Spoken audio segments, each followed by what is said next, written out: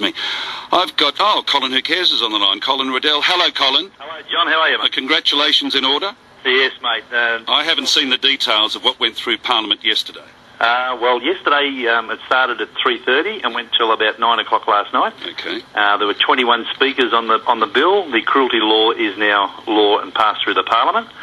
Indigenous Australians are now responsible for cruelty. There was severe opposition from the Labor Party. Our local member Curtis Pitt slammed me in Parliament and said that I'm more intent on hating Labor than loving cruelty, which I think everyone in Cairns knows that I'm a staunch Labor guy and cost the Libs $440 million in 2001, so probably the furthest thing from the truth. He opposed it. They called for two divisions. I was stunned last night to watch the farcical tactics of the Labor Party last night, calling for division when they got 7 members and 2 from the Katter Party opposed it too. Shane, who hasn't got a job, Knuth. And I couldn't believe the tactics they used to try to stall this or stop it, tried amendments. But it's through now. Anyone that witnesses a severe act of cruelty in any of the areas in Queensland now, it's a reportable offence. They have got a 12-month amnesty, but only if it's not severe cruelty. So they want to be very, very careful what is classed as severe cruelty in that 12-month period. There's going to be an education process. Glenn Elms spoke passionately. Fantastic guy, that bloke from... the former Shadow Minister.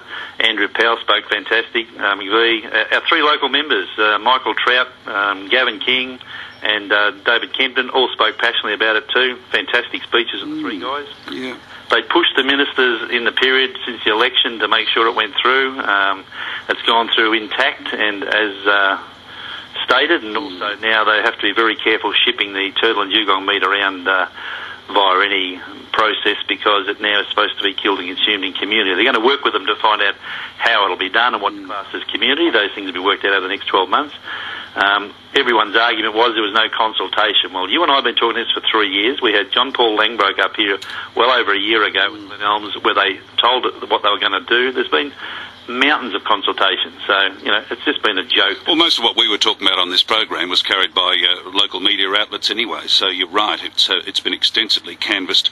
Can I just ask you once again, I mean, it's a very important step, there's no doubt about that, but it's not the final step. It still doesn't ensure the end of hunting of these animals at Green Island, Michaelmas Cay and Low Isles. That will have to wait until we see a change of government at the federal level. Yes, and look, my total focus from yesterday is now on Tony Burke and the Labor government federally. They're the only ones who can do that. The present state government can negotiate TUMRAs, which are traditional use of marine resources agreements, for voluntary non-killing in those areas. But if they don't have one, there's nothing to stop them. The only person who can do it now is Tony Burke and the Labor government, or the incoming Liberal government, which I will totally be supporting again because of the Labor's attitude to absolutely ignoring us, calling Bob Irwin and mine and your supporters some of the worst elements of Australian society, will ring and burn in his ears until election day. Everybody now is focused on a moratorium. We asked the communities to come on board and voluntarily have moratoriums. If they oppose it, well, they'll just see what happened with the cruelty laws. There's a lot of people that care about these animals. You've seen Grumper come out publicly now speaking about dugongs and turtles. It's always on everybody's lips now, and you and I and a lot of others have got it there, John. And I was a very happy man last night. I filmed all of the proceeds. Only speech I missed was Gavin King's, but I got Michael's and I got David Kempton. And I'll be putting them up on my Facebook pages. And I applaud the 3 local members, they're copping a bit of flack with other things that the government have forced to do, but on the environment front, they've been brilliant. Yeah. Talk to me, Colin. You've had quite extensive discussions with Indigenous leaders over this particular issue. Talk to me about the support you've got there for this, and opposition, of course. Oh, look, the Mandurah people down at Innisfail have been brilliant from day one, and they've appeared on television, they've appeared in the Python Hunters, they appeared in the ABC report. People up in... I'll put a broader region up around the Mosman area, have been supportive. 3 of the first 4 messages I got last night from Indigenous people saying fantastic. Oh, isn't that good? I've had phone calls from vets that are saying the Indigenous people are taking their animals into the vets now and having them spayed and looked after. The cruelty laws now apply to all of the animals, and not just the turtle and dugong, and people have got to understand that. I just think it's a wonderful win for the animals. And 21 people speaking on it in Parliament last night. I was stunned to hear so many, and because it appealed to a lot of Queenslanders when that footage and all of the media that we've had over the last 3 years has got to people's ears and they realise what's going on. they saw the benefit of talking on it, and to see the opposition in Parliament last year was an absolute disgrace. I've never seen tactics like that. Calling for divisions when there's about 200 on the other side of the House and there's 9 of you is just a ridiculous farcical joke. They tried to move amendments that weren't even constitutional. That was just a rabble in there last night. And I think fingertips pit, to get into Parliament and slam me in there is a disgrace. I think that those people should have taken on board what we've been trying to do for the animals a long time ago and stop trying to turn into racial issues. There was a woman, Jackie Tradd, the member for South Brisbane, who got up and screamed, "You white fellas," on the other side of the thing.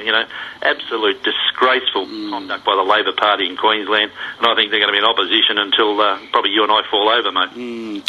Cole, look, well done, because had it not been for you and you championing this issue, we wouldn't be, half the way down the road as where we are today. So you ought to be very much congratulated on the work you've put into this. And of course, when we get across the line at the federal level, that'll be doubly enjoyable, because that will actually see the end to the dreadful slaughter we've been seeing, particularly out at Green Island. Yeah, and look, I'll take the thanks, John, but like I said, I've brought many, many people along with me on the journey, and I thank every one of you people too, and the listeners. Lots of people I've used and had to help me were as a result of the media that I've got on 4CA. North Queensland has been in horrors for a long time over this, and they're really, really happy. I get approached in the street all the time, people saying, "Well done, it's something that need to happen." So let's enjoy the moment, and the animals should be really happy. Then no one happier than those blokes. Yeah, exactly. Good on you, Cole. That's Colin Riddell, or Colin Who Cares.